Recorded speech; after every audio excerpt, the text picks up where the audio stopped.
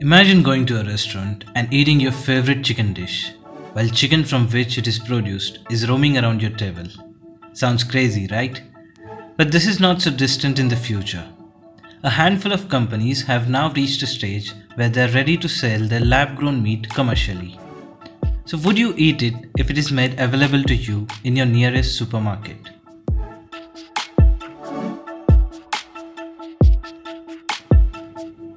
Future Meat, Eat Just, Memphis Meat, Aleph Farms are some of the 40-odd startups in a race to produce commercial-grade lab-grown meat. Cultured meat is not to be confused with other plant-based alternatives like soy chunks. Unlike plant-based meats which have grown in popularity around the world, cultured meat is a lab-grown meat alternative produced from animal cells. Stem cells present in muscle tissue are traditionally used to regenerate organs using tissue engineering.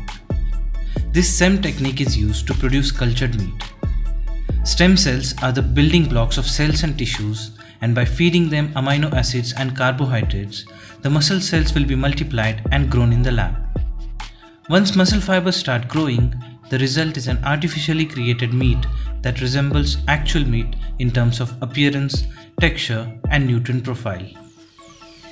The end product is not an imitation of meat, but actual meat.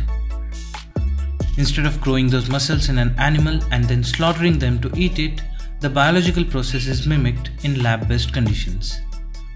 Sounds win-win, right? The theoretical possibility of growing meat in an industrial setting has long captured the public imagination.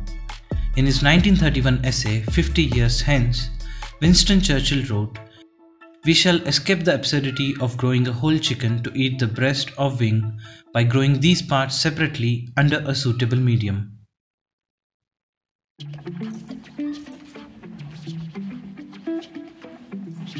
Musa Meat was founded in 2013 by Dr. Mark Post, who that same year cooked and tested the world's first cell-cultured hamburger in London.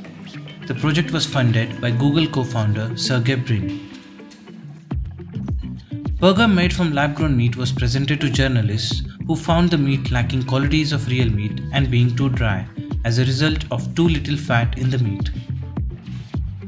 Surely it will take more time to perfect replicating the real meat, since this is only the beginning of the technology. The cost incurred to produce this first hamburger was a whopping $330,000. Since then, the costs have significantly reduced and is expected to reduce further as the production scales up. In the 1950s, Dutch researcher Willem van Eelen independently came up with the idea for cultured meat.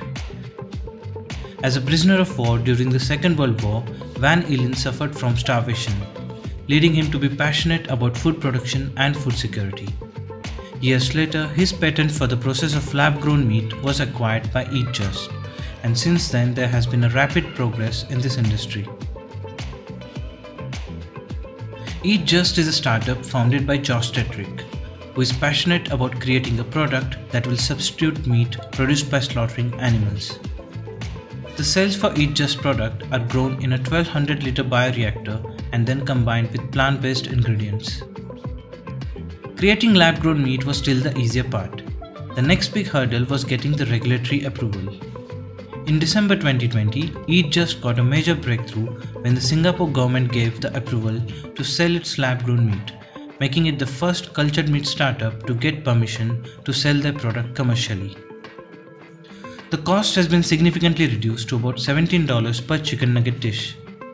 The approval could open the door to a future when all meat is produced without killing of livestock. And not just chicken meat. Various startups are focused on different kinds of meats, like Finless is focused on fish. Aleph Farms is producing beef. Meatable is producing pork, and so on. Now some of you could probably live without meat, but your dogs and cats cannot. Cultured meat can be a great relief for such pet parents. The good news is Heroes in Australia and Because Animals in the USA are focused on producing pet food. The idea is fast gaining currency with high-profile investors like Bill Gates and Richard Branson already investing in such startups. Even some big conventional meat producing companies are investing in cultured meat, foreseeing the future. However, cultured meat faces serious challenges with cost reduction, scale-up, and regulatory approval. The most important hurdle for lab-grown meat is consumer acceptance. Getting the right texture and flavor is important for it to succeed. The traditional meat industry is one of the primary contributors to problems such as pollution, climate change, and depletion of biodiversity in the oceans. Raising animals for food also requires massive amounts of water, energy, and land. According to the World Watch Institute, between 15 and 20% of the methane gas emissions are produced by animals raised for food.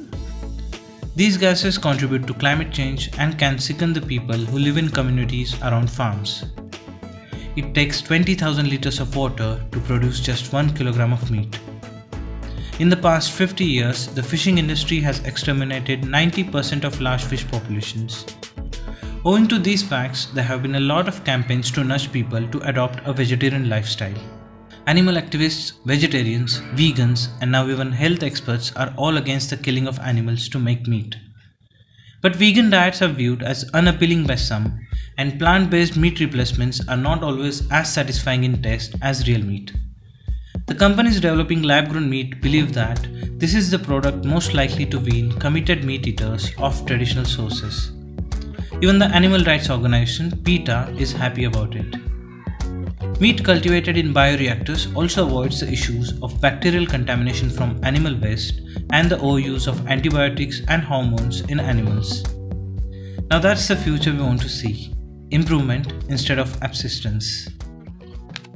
Wake up, I wanna lift you up, I wanna dress you up, let's be friends.